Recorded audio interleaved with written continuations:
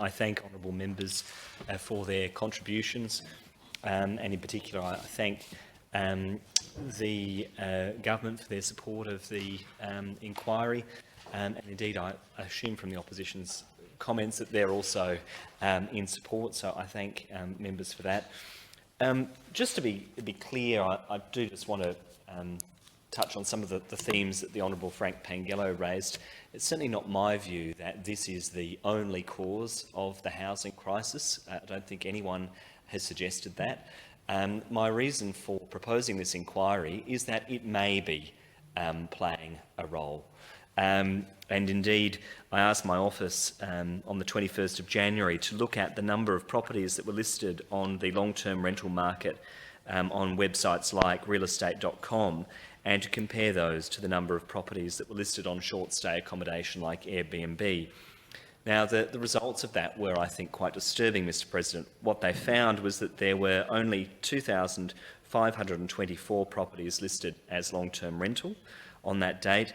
That's versus more than 9,000 properties that were advertised on short-stay accommodation websites like Airbnb. Some will argue, is there a cause and effect? I'd like to understand, what is the relationship? Why is there such a overrepresentation of short-stay accommodation versus such a shortage of long-term rental? Certainly I know from conversations I've had with people in the Port Lincoln area that there were a lot of people in some regional communities during COVID that, because there was a ban on overseas travel, moved properties that had been previously listed on the long-term rental market onto short-stay accommodation.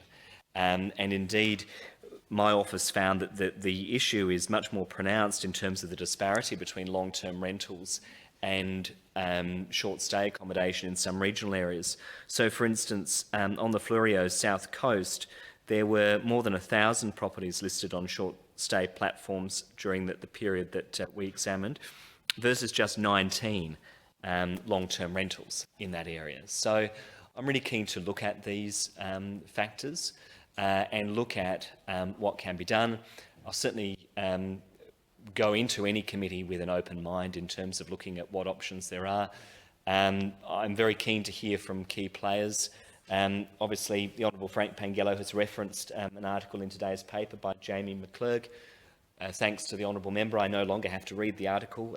He has gone through it in great detail. But Mr McClurg may well be somebody that we choose to hear from, along from, of course, the City Council that are taking action on this, and a range of other stakeholder groups.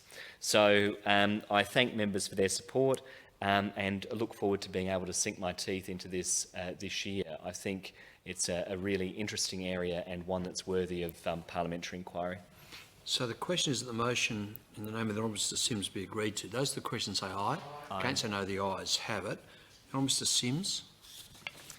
Mr President, I move that the Select Committee consist of the Honourable Dennis Hood, the Honourable Justin Hanson, the Honourable Michelle Lensink and the Honourable Tung No, and the mover. Put the question. Those of the question say aye. Against say no, the ayes have it. The Honourable Mr Sims. Mr President, I move that the Select Committee have power to send for persons, papers and records, to adjourn from place to place and to report on the 4th of June 2025. Put the question. Those of the question say aye. Against say no, the ayes